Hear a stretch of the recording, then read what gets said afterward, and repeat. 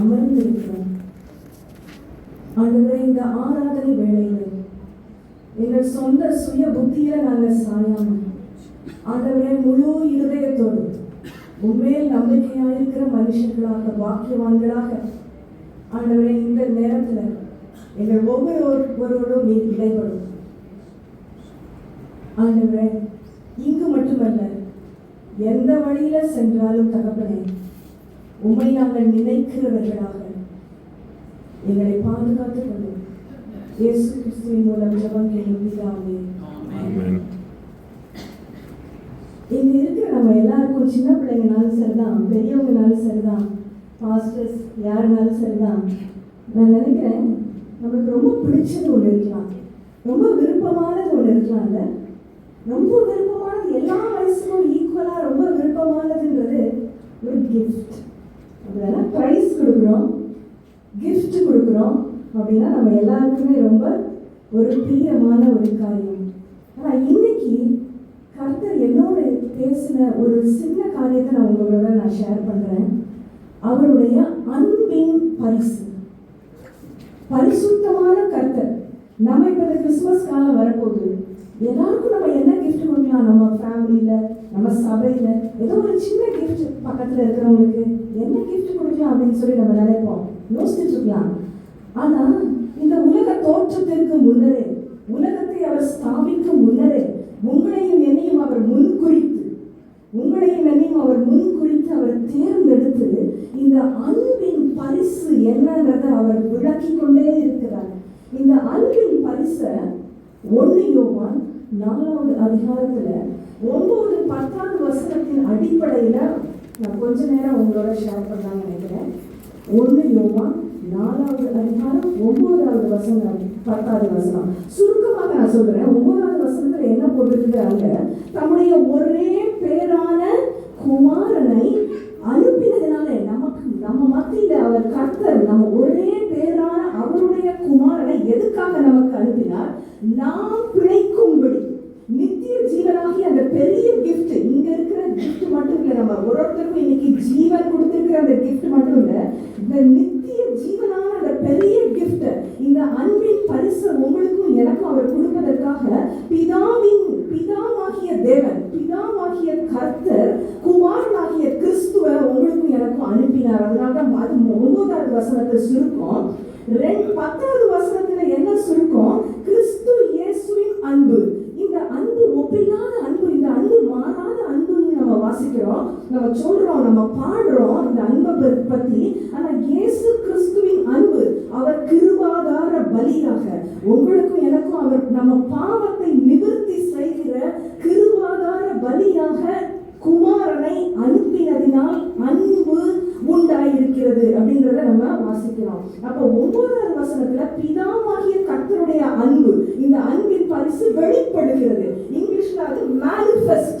It's a manifestation of the love of God the Father. பிதாவாகிய அன்பு அங்க வெளிப்படுது. 2வது நம்ம என்ன வாசிக்கிறோம்? குமாரனாகிய கிறிஸ்து, சன், அவருடைய அன்பு அங்க celebrated. It is celebrated on the cross, manifested by God the Father. It is celebrated by God the Son. அவர் அந்த சிலுவையிலே உங்களுக்கு எனக்காக அந்த பாவத்தை சுமந்ததுனால தான் இன்னைக்கு நானும் நீங்களும் இந்த கிஃப்டை தைரியமா, அவருடைய அன்பு, அந்த கிருபாசன தண்டைக்கு நீங்களும் நானும் வர முடியும். அதோட முடியல, இந்த அன்பு மேலும் நம்முடைய இருதயத்திலே பரிசுத்த ஆவியானவர் இந்த இருதயத்திலே ஊற்றப்பட்டிருக்கிறதுனால இந்த அன்பு உங்க உள்ளத்திலையும் என் உள்ளத்திலையும் இந்த அன்பு ஊற்றப்பட்டிருக்கிறது. இப்ப இந்த அன்பின் பரிசு it's from God the Father, God the Son, which is celebrated, and God the Son has demonstrated it on the cross. அவர் சிலுவையில உங்களுக்கும் எனக்கும் அதை சம்பாதிச்சு கொடுத்திருக்கிறாரு.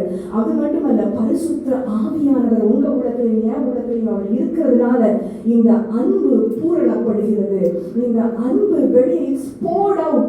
எனக்குள்ள மட்டும் இனிமே இந்த அன்பு கிடையாது. இந்த அன்பின் பரிசை நான் எங்க போனாலும் இந்த இயேசு கிறிஸ்து என்ற இந்த அன்பின் பரிசை நான் இனிமே தைரியமா மற்றவங்களுக்கு நான் கொண்டு செல்ல முடியும். இந்த அன்பின் பரிசு இந்த அன்பின் பரிசு குட்டி பிள்ளைங்க, வாலிபர், நம்ம பெரியவங்க, இவங்களுக்கு எப்படி நம்ம எடுத்து கொடுக்கறது அப்படிங்கறது நம்ம இப்போ கொஞ்ச நேரம் நம்ம பார்க்கலாம். 1 யோவான் அவர் எப்படி எழுதுறாருன்னா, பிள்ளைகளே, அவர் பிள்ளைகளே உங்களுக்கு நான் எழுதுறேன். பிள்ளைகளேன்னா யாருன்னா, பாவத்திலிருந்து மனம் திரும்பி முதல் ஸ்டெப் எடுத்து வச்ச பேபி கிறிஸ்டியன்ஸ். பிள்ளைகளே அப்படின்னு சொல்லி 2வது அதிகாரத்தில் அவர் எழுதுறாரு. அடுத்து என்ன எழுதுறாரு? பலவான்களாகிய வாலிபர்களே, நீங்கள் பொல்லாங்கானே ஜெயித்தவர்கள், அதனால நான் உங்களுக்கு எழுதுறேன் அப்படின்னு சொல்றாரு. 3வது யாருக்கு எழுதுறாரு? பிதாக்களேன்னு எழுதுறாரு. பிதாக்களேனா நீங்க யாரு?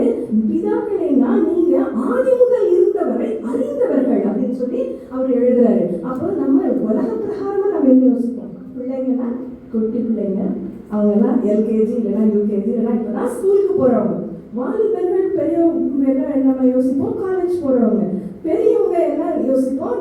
நம்மலாம் பெரியவங்க யோசிப்போம். ஆனா யோவான் எப்படி எழுதுறாரு? ஆவிக்குரிய வகுப்பு.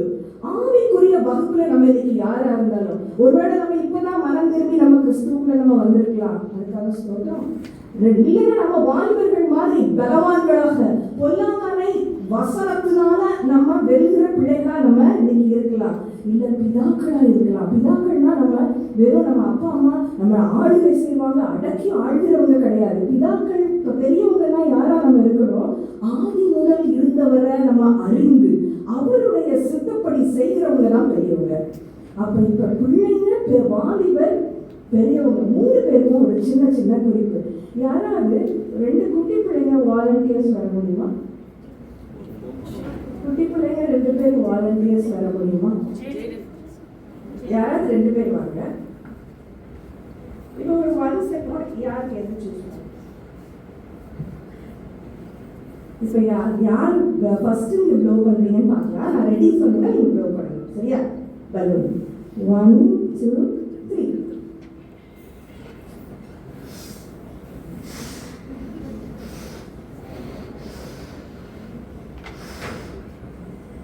Thank you. இப்ப இந்த பலூனுக்கு இந்த பலூனுக்கு என்ன வித்தியாசம்? இந்த பலூனுக்கு இந்த பலூனுக்கு வித்தியாசம் இருக்குல்ல? நீங்க எனர்ஜி இருக்குன்னு ஒரு சிலர் சொல்றீங்க. நான் இது என்னோட இதனால இந்த பலூன்ல நான் ஓட்ட போடல. இந்த பலூன்ல நான் வர முன்னாடியே குட்டி குட்டி ஓட்ட யார் கண்ணுக்கு தெரியாம போட்டுட்டு வந்திருந்தேன். அப்ப இந்த பலூனை அவன் ஊதிட்டான். அப்படிதானே? இப்ப சின்ன பிள்ளைங்களாகிய நமக்கு இங்க ஒரு பெரிய கிஃப்ட்.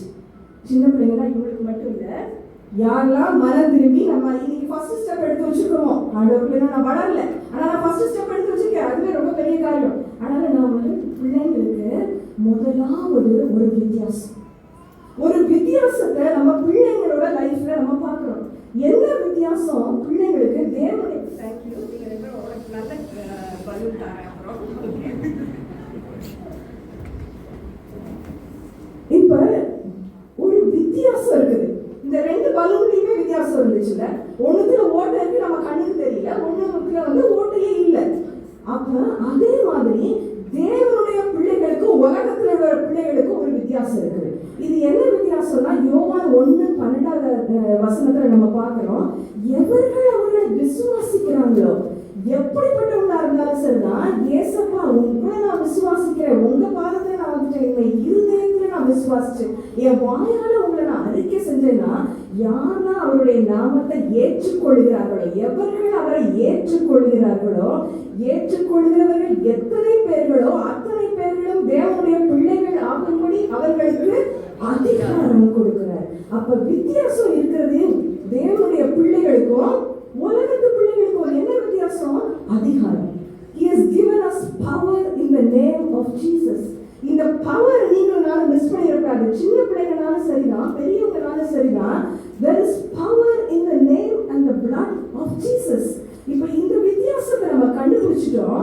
இந்த power in the name of Jesus நம்ம வித்தியாசத்தை நம்ம கண்டுபிடிச்சிட்டோம்னா, நம்ம வார்த்தைகள் வித்தியாசமாகும், நம்ம விருப்பங்கள் வித்தியாசமாகும். எப்படி நம்ம வார்த்தைகள் வித்தியாசமாகும்? ஒரு சின்ன சம்பவம் நம்ம பைபிள்ல இருக்கிற ஒரு சம்பவத்தின் மூலமா நம்ம படிச்சுக்கலாம். சின்ன பிள்ளைங்களுக்கு யாருக்கெல்லாம் லூக்கா 1 அதிகாரம் தெரியும்? சண்டே ஸ்கூல்ல படிச்சிருப்பீங்க. லூக்கா 1 அதிகாரத்துல என்ன ஒரு பெரிய ஒரு நல்ல ஒரு அழகான ஒரு பிக்சர் நம்ம பார்க்கலாம். அங்க யார் இருக்கிறா? சகரியான்னு ஒரு பிரீஸ்ட், ஒரு பெரிய ஒரு பிரீஸ்ட், ஒரு பாஸ்டர் இருக்கிறார். அந்த சகரியா என்ன பண்றாரு?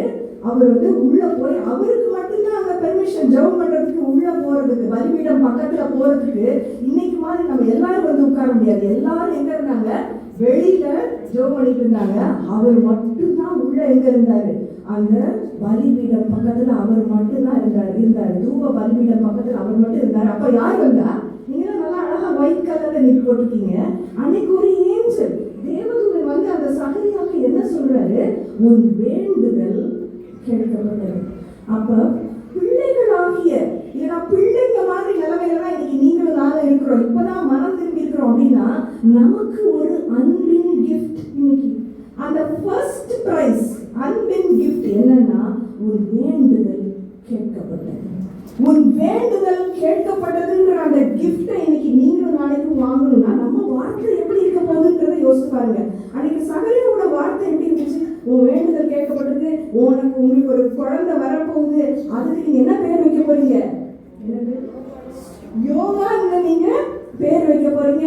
அப்போ உனக்கு சந்தோஷமும் மகிழ்ச்சியும் உண்டாயிருக்கும் அப்படின்ற அந்த ஒரு மெசேஜ் அந்த ஏஞ்சல் மூலமா வரும்போது இந்த சகரியோட வார்த்தை என்னதான் இருந்துச்சு? இதை நான் எதினால் அறிவேன், இதை நான் எதினால் அறிவேன். இப்ப இந்த அன்பின் கிஃப்ட தேவனுடைய பிள்ளைகளாகிய உங்களுக்கும் எனக்கும் கையில கொடுத்து, அவர் பரிசா கொடுத்து, கிறிஸ்து இயேசுவாகி அந்த அன்பின் பரிசையே நம்ம கையில கொடுத்துட்டு, உன் வேண்டுதல் கேட்கப்பட்டதுன்னு சொல்லும் போது நம்ம எல்லாரும் என்ன சொல்லுவோம்? என்ன சொல்லுவோம்? தேங்க்யூன்னு சொல்றது போல, ஸ்தோத்திரம் சொல்றது போல நம்ம நிறைய என்ன செய்யறோம்? உலகத்தார் மாதிரி நம்ம விசுவாசிக்கிறது கிடையாது. அன்னைக்கு அந்த சகரியா விசுவாசியாததுனால அவன் வாய் பேச முடியல. அவன் எப்ப பேசினா, அந்த வாய் எப்ப திருப்பி பேசிச்சுன்னா, குழந்தை பிறந்து அவங்க திருப்பி அந்த பேபி எங்க எடுத்து போனாங்க? குழந்தை எங்க எடுத்து போனாங்க? ஆலயத்துக்கு எடுத்து போனாங்க. அப்படின்னா அவங்க பேர் வைக்க போனாங்க. அந்த பேர் வைக்க போகும்போது பலகையில என்ன பேர் எழுதினாங்க? யோவான். அவர் பேர் எழுதும் போது அவர் வாய் திறந்துச்சு. அப்ப அந்த யோவான்ங்கிற பேருக்கு என்ன அர்த்தம் தெரியுமா? உங்க எல்லாரும் பேர் வைக்கல, ஒரு பேர் எனக்கு தெரியாது, உங்க பேரெல்லாம் அந்த ஆண்டவருக்கு தெரியும். உங்க பேருக்கெல்லாம் ஒரு அர்த்தம் உண்டு. யோவான்ங்கிற பேருக்கு என்ன அர்த்தம் தெரியுமா? The Lord is gracious. Grace, கிருபை. அப்ப கிருபைன்னு எழுதும் போது the Lord is gracious, கர்த்தர் இரக்கமும் மன உருக்கமும் நீடிய சாந்தமும் உள்ளவர். அவர் கிருபைன்னு எழுதும் போது வாய் என்ன பண்ணுச்சு? திறந்துச்சு. இன்னைக்கு உங்க வார்த்தை என் வார்த்தை எப்படி இருக்கணும்? ஆண்டவரே கிருபை, உங்க கிருபைனால நான் இன்னைக்கு நிக்கிறேன், உங்க கிருபைனால நாங்க இங்க வந்திருக்கோம், உங்க கிருபைனால எங்களை நீங்க இவ்வளவு தூரம் கட்டியிருக்கீங்க, உங்க கிருபைனால இன்னும் எங்களை வழிநடத்த போறீங்க. இப்படி நம்ம வார்த்தை இருந்துச்சுன்னா நம்ம விருப்பங்கள் மாறும். எல்லா குட்டி பிள்ளைங்களுக்கும் விருப்பம் இருக்கும்ல. உங்களுக்கு விஷ் லிஸ்ட் இருக்குதா? எனக்கு இது வேணும், எனக்கு அது வேணும் இருக்குல்ல. எனக்கு இந்த மாதிரி டிஷர்ட் வேணும், இந்த பிராண்டட் ஷூ வேணும், எனக்கு எப்போ வாங்கி தருவீங்க? எனக்கு கேம்ஸ் விளையாடுறதுக்கு வேணும். இதெல்லாம் நமக்கு விருப்பங்கள் உண்டு இல்லை. ஆனால் இந்த விருப்பங்களை நம்ம எங்க முதல்ல கொண்டு போகணுமா? இப்ப சகரியாக்கு எங்க உன் வேண்டுதல் கேட்கப்பட்டதுங்கிற வார்த்தை வந்துச்சு? தேவ சமூகத்துல தனித்து இருக்கும்போது, அங்க தனியா இருக்கும் பொழுதுதான் உன் வேண்டுதல் கேட்கப்பட்டதுங்கிற வார்த்தை வந்துச்சு. இன்னைக்கு எத்தனை பேருக்கு விருப்பம், ஆண்டவரே தனியா உங்க பாதத்துல நான் உட்காரணும், தனியா உங்க பாதத்துல நான் ஜெபிக்கணும், தனியா நான் உங்க பாதத்துல மற்றவங்களுக்காக நான் வேண்டுதல் செய்யணும், தனியா உங்க பாதத்துல நான் என் தேசத்திற்காக, நான் இருக்கிற சமுதாயத்திற்காக, நீங்க அநேக ஆடுகளை நீங்க உங்க மந்தையில சேர்க்கணும்ன்றத தனிமையில உட்கார்ந்து ஜெபம் பண்ற விருப்பம், அவருடைய பாதத்துக்கு போகிற விருப்பம் உங்களுக்கும் எனக்கும் உண்டா? இதை நம்ம யோசித்து பார்ப்போம் கொஞ்ச நிமிஷம்.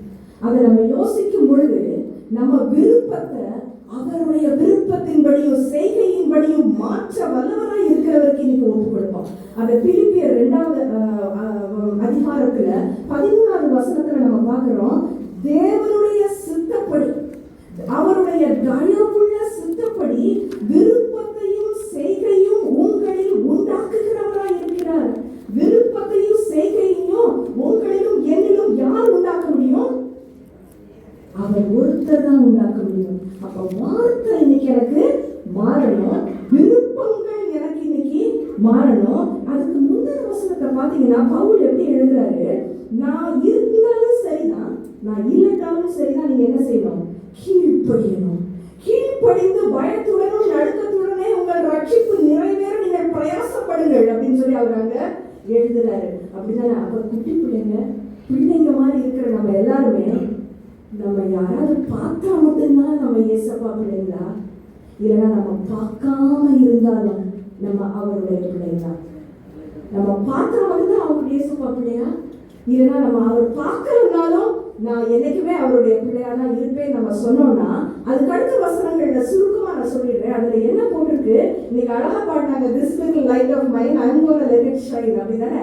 அங்க என்ன போட்டிருக்குது, கோலமும் மாறுபாடுமான இந்த சந்ததியில ஜீவ வசனத்தை நீங்க பிடித்து கொண்டு சுடர்களை போல நீங்க என்ன செய்வீங்க? பிரகாசிப்பீங்க. அப்ப உன் வார்த்தை அங்க மாறணும். அடுத்த லைன்ல என்ன போட்டிருக்கு, இனிமே நீ முறுமுறுக்க மாட்ட, முறுமுறுப்பு இல்லாம, தர்க்கிப்பு இல்லாம, இது எல்லாமே பிலிப்பியர் 2வது அதிகாரத்துல, முறுமுறுப்பு இல்லாம, தர்க்கிப்பு இல்லாம வார்த்தையும் விருப்பமும் இனிமே மாறுது. அப்ப இந்த முதல் அன்பின் பரிசு பிள்ளைங்களுக்கு ஃபர்ஸ்ட் பிரைஸ்ல நம்ம இதை ஈஸியா ஞாபகப்படுத்திக் கொள்கிறதுக்கு இதுல ஒரு புத்திமதி இருக்குது, வெகுமதி இருக்குது. எல்லாரும் சொல்லலாமா? என்ன இருக்குது?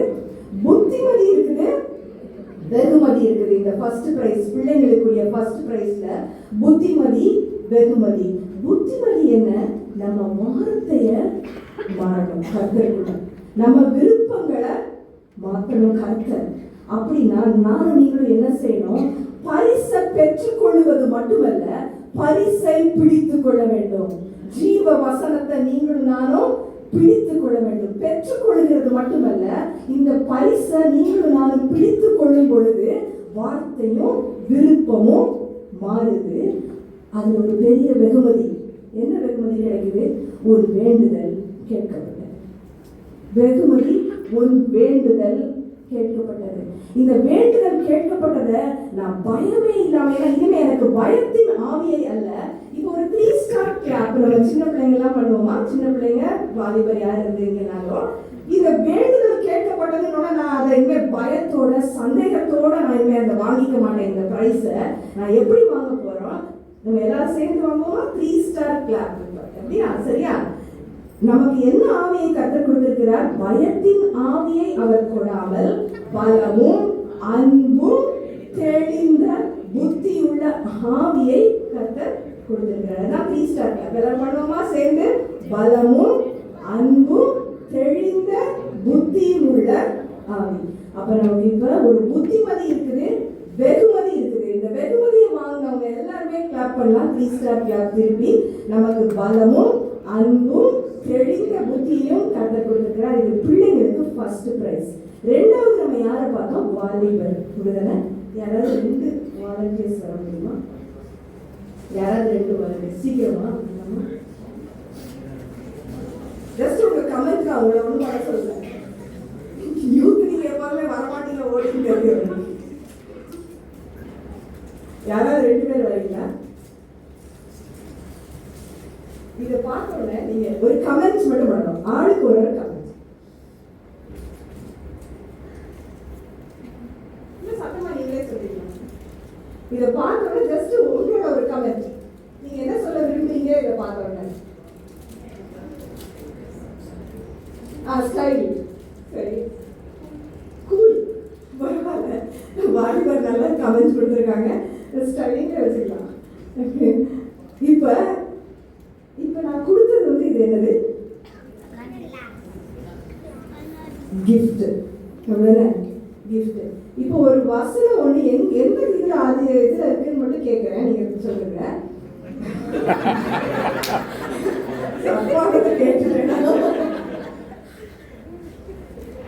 நம்ம வசனத்தை கேட்கிறவர்களாக மட்டுமல்ல, நம்ம அதை கேட்டதை செய்கிறவர்களாகவும் இருக்கணும். செய்கிறவங்களா இல்லைன்னா நம்ம சும்மா கண்ணாடியை பார்த்துட்டு நம்ம சுவாப அனுபவத்தோடய நம்ம திரும்பி போறவங்களா இருப்போம். இது எங்க இருக்கு? இல்ல நீங்க சொல்லணும். இது வேற யாராவது சொல்றீங்களா? யாக்கோபுல இருக்கு. சரியா? இப்ப கரெக்டா சொன்னவங்களுக்கு யார் கரெக்டா சொன்னீங்களோ அவங்க வாங்கிக்கலாம். யார் சொன்னீங்க? சரி, அவங்களுக்கு கொடுத்துருங்க. தேங்க்யூ. இப்ப கிஃப்ட்டுக்கும் பிரைஸுக்கும் வித்தியாசம் இருக்கு. கிஃப்ட் வந்து நான் என்ன தேங்க்யூ கிஃப்ட் வந்து இப்ப நான் வந்து அவங்களுக்கு அவங்க கையிலே கொடுத்துட்டேன். அது வந்து கிஃப்ட். இப்ப பிரைஸ் வந்து அவங்க எனக்கு பதில் சொல்லி அவங்க என்ன வாங்குறாங்க? பிரைஸ வாங்குறாங்க. புரியுதா குட்டி பிள்ளைங்களுக்கு? கிஃப்ட் வந்து நான் கொடுக்கறது ஈவு. சரியா? அது ஒரு பெரிய ஈவு. அது யாருமே அதை எனக்கு கொடுக்க சொல்லல, நான் வந்து கொடுக்குறேன். பட் பிரைஸ்ல என்னது? பதில் சொன்னா, முயற்சி செஞ்சா, எஃபர்ட் எடுத்தா, நீங்க வின் பண்ணா, அதுதான் என்னது? அது பிரைஸ். இப்போ உலகம் வாலிபராகிய நிறைய பேர் இருக்கீங்க. வாலிபர்கள் சின்ன வயசுல நிறைய பேர் இருக்கீங்க. இப்போ சின்ன வயசுல இருக்கிறவங்க நிறைய பேருக்கு உலகம் என்ன பிரைஸ் கொடுக்கும்? கண்களின் இச்சை, மாம்சத்தின் இச்சை, ஜீவனத்தின் பெருமை. இந்த ஜீவனத்தின் பெருமை நம்ம பெரியவங்களுக்கும் நிறைய நேரம் அது நம்மளை கீழே விட தெரியும். இப்படிதானே?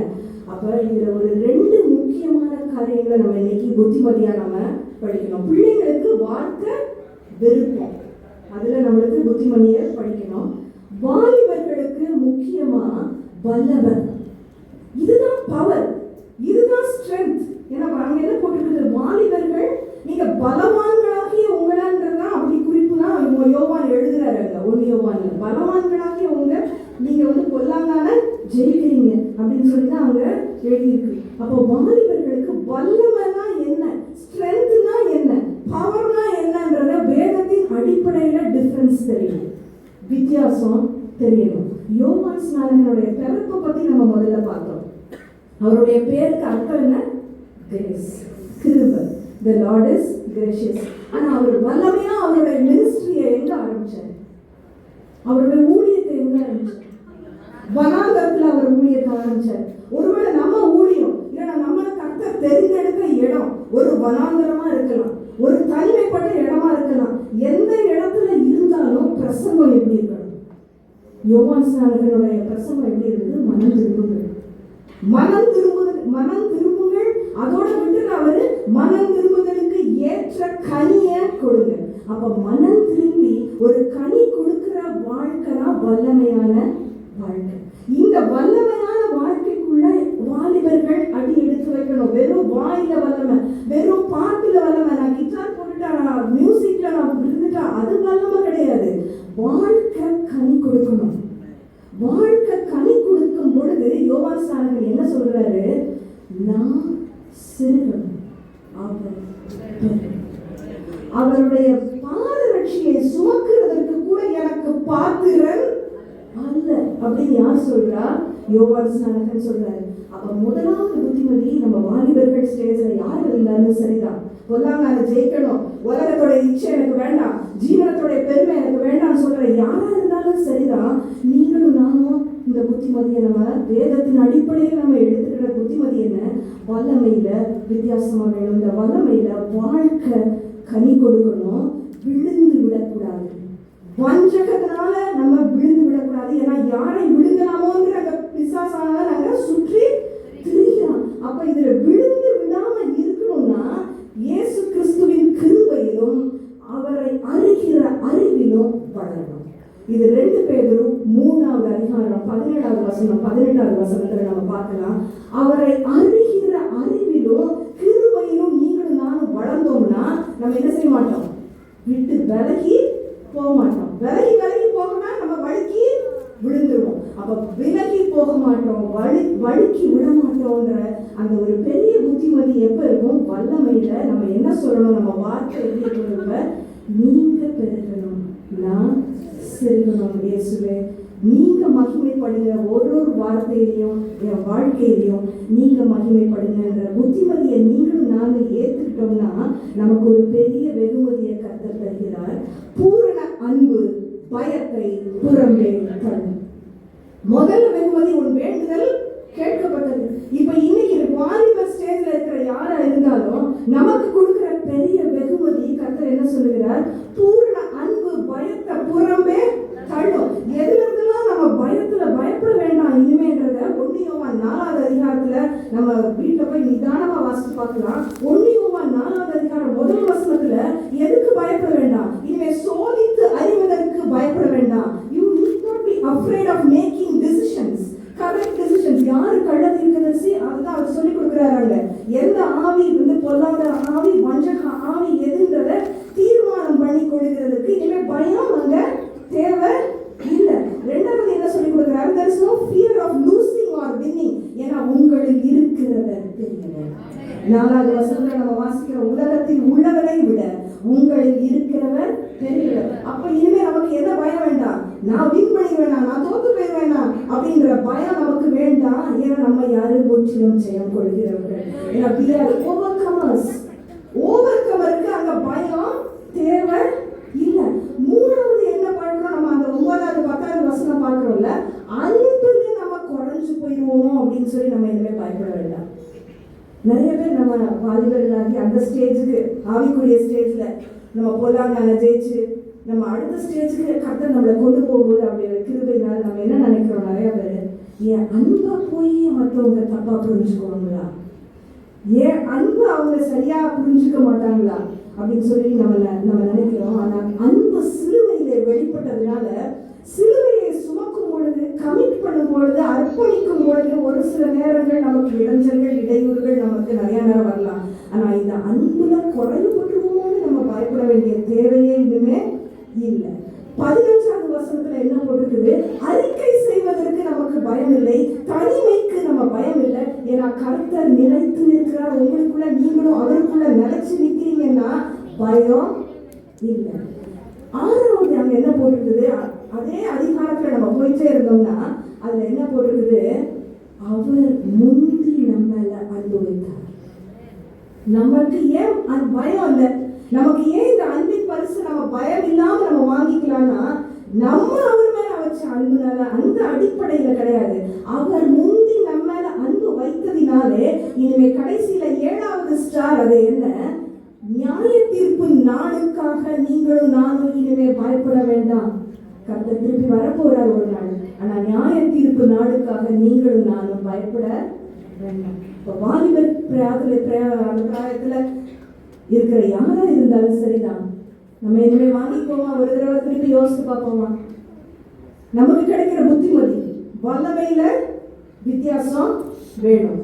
வஞ்சக ஆவி வஞ்சகத்துல விழுந்து விடாதபடி, வழுகி விடாதபடி நீங்களும் நானும் வித்தியாசமான கனி கொடுக்கிற வாழ்க்கை வேணும். இந்த புத்திமதியை நீங்களும் நானும் ஏத்துக்கிட்டோம்னா வெகுமதி என்ன கிடைக்குது, பூரண அன்பு. இந்த பூரண அன்பு பயத்தை புறம்பே தள்ளும். இப்ப 7 ஸ்டார் கிளாப் கொஞ்சம் கஷ்டம் தான், நான் சீக்கிரமா படிச்சுக்கலாம். 7 ஸ்டார் கிளாப் முதலாவது என்ன பயம் போயிருது நமக்கு, சோதித்து அறிவதற்குரிய பயம் போயிடுது. நான் வின்னிங்கா லூசிங்கான்ற பயம் போயிடுதுல, கிளாப்பால் பண்ணலாம். சோதித்து அறிவதற்கு பயம் போயிடுது. நான் இனிமே தோத்து போயிடுவோம்ன்ற பயம் போயிடுது. அன்புல குறைவுபட்டு போயிடுவேணும்ன்ற பயம் போயிடுது. அறிக்கை செய்வதற்கு பயம் போயிடுது. அடுத்து என்ன, தனிமையா நான் இருந்துருவேணும் அப்படிங்கிற பயம் இனிமே போயிடுது. ஏன்னா நான் அவருக்குள்ள நான் நினைச்சு நான் நிக்கிறேன். அடுத்து என்னது, முந்தி அவர் அன்பு செலுத்துறதுனால எனக்கு பயம் எதுவுமே இல்ல, பயம் போயிடுது. நியாயத்திற்கு நாளின் பயம் எனக்கு போயிடுது. இந்த 7 ஸ்டாரையும் நம்ம இன்னைக்கு பிடிச்சிக்கலாம். சரியா? கடைசியாக யாரை நம்ம பார்க்கிறோம், பெரியவங்க.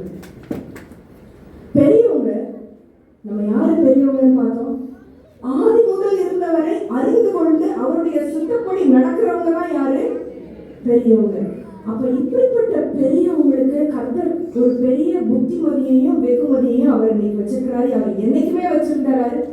அதை நான் சுருக்கமா அவங்க மத்தியில சொல்லி ஜெப வேலைக்குள்ள நம்ம போகலாம். முதலாவது நம்ம பரிசு என்ன சொன்னோம், பெற்றுக்கொள்வது மட்டுமல்ல, பிடித்துக் கொள்வது. பிடித்துக் கொள்வது மட்டுமல்ல, இப்ப நம்ம பெரியவங்களுக்கு அதை பத்திரப்படுத்திக் கொள்ள வேண்டும். ஒரு பரிசு வாங்கணும்னா நம்ம என்ன செய்யணும், பத்திரப்படுத்திக் கொள்ளணும். இப்ப அதை நீதிமொழிகள்ல 2வது அதிகாரம் 2வது வசனத்துல என்ன போட்டுருக்கு, என் கற்பனைகளை நீ பத்திரப்படுத்திக் கொள்ளு. என் கற்பனைகளை நீ எங்க பத்திரப்படுத்திக் கொள்ளு, உன் இருதயத்துல நீ பத்திரப்படுத்திக் கொள்ளுன்னா அதை பொக்கிஷமா வைக்கணும். பத்திரப்படுத்துறது மட்டுமல்ல பெரியவங்களுக்கு வேலை, நம்ம பெரியவங்களுக்கு புத்திமதி என்ன? பரிசை, இந்த அன்பின் பரிசை நம்ம வாங்கி பெற்றுக்கொண்டு பிடித்துக்கொண்டு பத்திரப்படுத்திக் கொண்டு அதை பொக்கிஷமாக நீங்கள் நானும் அதை கருதணும். பொக்கிஷமாக கருதணும்னா கர்த்தர் நமக்கு ஒரு விசேஷித்த ஒரு வாக்குத்தத்தத்தை வச்சிருக்கிறார். எல்லா பெரியவங்களும் நம்ம யாரெல்லாம் பைபிள் வச்சுக்கிறோம் எல்லாரும் சேர்ந்து வாசிப்போம். ஏன்னா இது ஒரு விசேஷித்த ஒரு வாக்குத்தத்தம். எபிரேயர் 8வது அதிகாரம் 6வது வசனம். எபிரேயர் 8:6. இவரோ எல்லாரும் சேர்ந்து வாசிக்கலாம். விசேஷித்த வாக்குத்தத்தங்களின் பேரில் ஸ்தாபிக்கப்பட்ட விசேஷித்த உடன்படிக்கைக்கு எப்படி மத்தியஸ்தரானாரோ அப்படியே முக்கியமான ஆசாரிய ஊழியத்தையும் பெற்றிருக்கிறார். இந்த சகரியா ஒரு ஆசாரிய ஊழியக்காரன். ஆனா பிரதான ஆசாரியரான கிறிஸ்து உங்களுக்கும் எனக்கும் ஒரு புது உடன்படிக்கையை அவர் திறக்கிறாரு. இந்த புது உடன்படிக்கைன்ற இந்த விசேஷித்த வாக்குத்தத்தத்துல அவருடைய கற்பனைகளை நம்ம எப்படி பத்திரமா படுத்தணும்னா, உன் மனதிலே அதை வைத்து உன் இருதயத்துல நான் அதை எழுதுறேன். நான் உன் தேவனாய் இருப்பேன், நீ என் ஜனமாய் இருப்பாய். இனிமே நான் உன்னை மறக்க மாட்டேன். ஏன்னா உன் பாவத்தை நான் மன்னிச்சு மறந்துடுறேன். ஆனா நான் உங்களை நான் மறக்க மாட்டேங்கிற ஒரு விசேஷித்த ஒரு வாக்குத்தத்தத்தை உங்களுக்கு எனக்கு கொடுக்கிறாரு. இந்த விசேஷித்த ஒரு வாக்குத்தத்தத்துல இங்க நம்ம ஒரு லிங்கையும் அவர் கொடுக்கிறார். புதுசா மட்டும் கர்த்தர் நம்மளுக்கு விசேஷித்த ஒரு வாக்குத்தத்தத்தை கொடுக்கல, ஒரு புது கனெக்ஷனையும் கொடுக்கிறாரு. இத சகரியா ஒரே ஒரு கனெக்ஷனை மட்டும் நம்ம வாசிக்கலாம். இன்னைக்கு சகரியா இது வேற சகரியா. நம்ம சகரியா ஆசாரியனை பத்தி நம்ம முதல்ல பார்த்தோம்.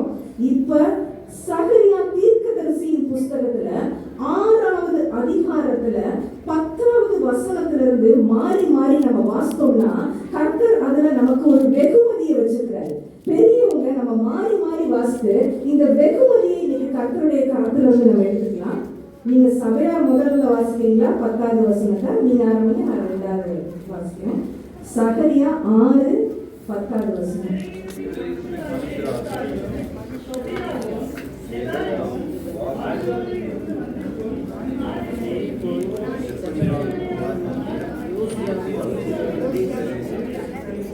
அங்கே அவர்கள் கையில் வெள்ளியையும் பொன்னையும் வாங்கி கிரீடங்களை செய்வித்து யோத்சாத்தின் குமாரனாகிய யோசுவா என்னும் பிரதான ஆசாரியனுடைய சிரசிலே வைத்து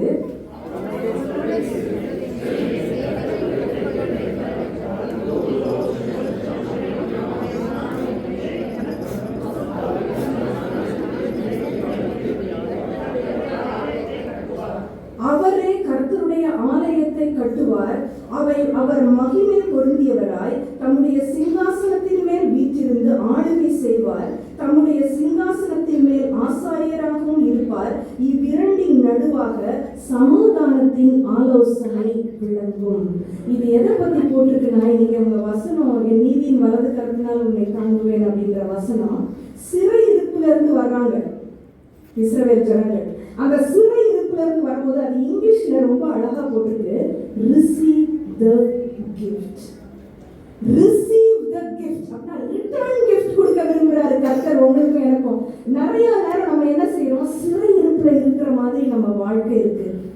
ஒருவேளை நம்ம நினைக்கலாம், இந்த பதிலே வரல எனக்கு ஆண்டவர்கிட்ட இருக்கு, என் குடும்ப நிலைமை எனக்கு சிறை இருப்பு மாதிரி இருக்குது, என் பிள்ளைங்களால நான் எனக்கு நிலைமை என்ன இருக்குது, சிறை இருப்பு மாதிரி இருக்குது. சிறை இருப்பு மாதிரி இருக்கிற அந்த சிறை இருப்புல இருந்து கர்த்தர் உங்களையும் என்னையும் அவர் விடுவித்து அவர் கொண்டு வரும்போது என்ன சொல்றாரு, ரிசீவ் த கிஃப்ட். இங்கிலீஷ்ல இந்த போர்ஷனுக்கு ரிசீவ் த கிஃப்ட் அப்படின்னு இருக்கு. அப்படின்னா ரிட்டர்ன் கிஃப்டா கொடுக்குறாரு. என்ன கொடுக்குறாரு, அங்க சிறை இருப்புல இருந்து அந்த ராஜா என்னெல்லாம் அவங்க கையில கொடுத்துருந்தாரு, வெள்ளி பொண்ணு எல்லாத்தையும் கொடுத்துருந்தாரு. அவங்க என்ன பண்ணாங்க, உடனே அதை கிரீடமா அது பண்ணி பிரதான ஆசாரியனாகி அந்த யோசுவாக்கு வச்சாங்க. ஆனா கிறிஸ்து இயேசு எந்த ஒரு தீர்க்க தரிசனத்தையும் அவர் நிறைவேற்றினார். இந்த கிளைங்கிறது நம்ம வாசித்தோம் இல்ல, இந்த கிளைன்னு வாசித்தது, கிளை யாரை குறிக்கிறது என்றால் மேசியா. மேசியாவாகிய கிறிஸ்து அவரே கிளை. அவர் ஆலயத்தை கட்டுகிறார். கர்த்தருடைய ஆலயத்தை கர்த்தர் கட்டுகிறது தான் பெரிய கிஃப்ட். அவர் தான் ஃபவுண்டேஷன். இந்த கிறிஸ்து இல்லாம எந்த ஆலயத்தையும் நம்ம கட்ட முடியாது, நம்ம அதை நடத்தி செல்ல அப்ப கர்த்தரே ஆலயத்தின் அஸ்திவாரம், அவரே அதை கட்டுகிறார்ன்ற கிஃப்ட் தான் பெரியவங்களாகிய நமக்கும் இன்னைக்கு வெகுமதி. அப்ப நாமே ஆலயம், நம்மள கட்டுறாரு, நம்ம குடும்பங்களை கட்டுறாரு, நம்ம சபையை கட்டுறாரு, நம்மை கட்டுகிறார், நம்ம சமுதாயத்தை கட்ட விரும்புகிறார். அப்ப கர்த்தர் ஆலயத்தை கட்டுகிற ஒரு பெரிய வெகுமதியை பெரியவங்களாகிய நீங்களும் நானும் அவருடைய கரத்திலிருந்து இன்னைக்கு வாங்க நம்ம ரெடியா? நம்ம வாங்கறதுக்கு ரெடினா நமக்கு ஒரு வாஞ்சை வேணும். வாக்கு தத்தம் இருக்கு, ஆனா வாஞ்சை இருக்குதா? இந்த வாஞ்சை இருந்ததுன்னா கர்த்தர் அந்த வாஞ்சையை அங்கீகரித்து கிரீடத்தை நம்ம கரத்துல கொடுக்க விரும்புகிறார்.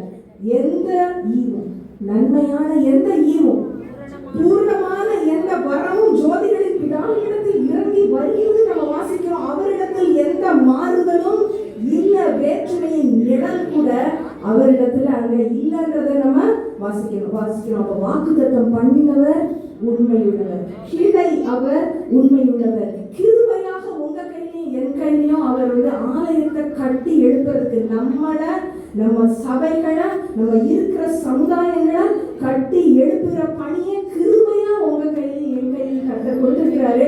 இந்த கிருபையில நீங்களும் நானும் வளரணும். அப்ப கிரியையும் முக்கியம். கிளை இருக்கிறாரு, கிருபை இருக்கு, கிரியையும் இருக்கணும். கிஃப்ட் நம்ம எல்லா கிஃப்டையும் நம்ம வாங்கிட்டா மட்டும் பத்தாது, பிரைஸும் இருக்குது. ஏன்னா இதோ சீக்கிரமாய் வருகிறேன், அவனவனுக்கு தக்க அந்த பலனை என் கையில நான் கொண்டு வரேன்னு சொல்றாரு. அப்ப கிஃப்ட் மட்டும் இல்ல, கர்த்தருடைய பிள்ளைங்களுக்கு வாலிபர்களாக பெரியவர்களாக கர்த்தர் கிஃப்டையும் கொடுத்திருக்கிறாரு. நித்திய ஜீவன்ற கிஃப்ட், அவருடைய அன்பின் பரிசு அவரையே கொடுத்திருக்கிறாரு. தேவன் தந்த சொல்லி முடியாத ஈவுக்கு அவருக்கு ஸ்தோத்திரம். நம்ம திருப்பி வாங்கிக்குவோமா அவருடைய கையில இருந்து? பிள்ளைகளாக நம்ம என்ன புத்திமதியை வாங்கணும்? வார்த்தையில வித்தியாசம், விருப்பங்களிலே வித்தியாசம். வெகுமதி உன் வேண்டுதல் கேட்கப்பட்டது. வாலிபர்களாக இருக்கிற ஸ்டேஜ்ல இருக்கிறவங்களுக்கு நம்மளுக்கு புத்திமதி, வல்லமையில வித்தியாசம் வேணும், வஞ்சிக்கப்பட்டு விடாத ஒரு வித்தியாசம் வேணும். வெகுமதி என்ன கிடைக்குது? உன் பயம் பூரண அன்பினால் தள்ளப்படும். பெரியவர்களாக உங்களுக்கும் எனக்கும், நம்ம எல்லாருக்குமே, பிள்ளைங்க கூட எனக்கு பெரியவங்க ஸ்டேஜ்ல கூட இருக்கலாம், அவங்க எல்லாருக்கும் விசேஷித்த ஒரு வாக்குத்தத்தத்தை கர்த்தர் கொடுக்கிறாரு. இந்த விசேஷித்த வாக்குத்தத்தத்துல கர்த்தர் உங்களுக்கும் எனக்கும் வாஞ்சையை தரும்படியாக நம்ம ஜெபம் செய்வோம். இந்த வாஞ்சையை தரும் பொழுது வெகுமதியா உங்க கையிலையும் என் கையிலையும் கர்த்தர் எதை கொடுக்கிறார்?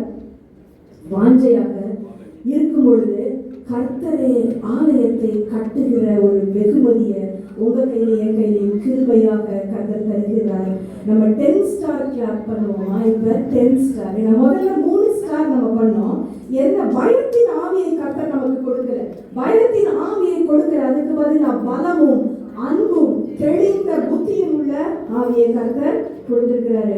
அடுத்த கிஃப்ட் என்ன கொடுத்திருக்கிறாரு? நம்ம 7 ஸ்டார் அதுக்கு அடுத்து படிச்சோம் அப்படிதானே? சோதித்து அறிவதிலே இனிமே பயம் இல்ல, நான் தோத்து போயிடுவேணும் அப்படின்ற பயம் இல்ல, ஏன்னா நான் முற்றிலும் ஜெயம் கொள்ள போறேன். மூணாவது நம்ம என்ன பண்ணோம்?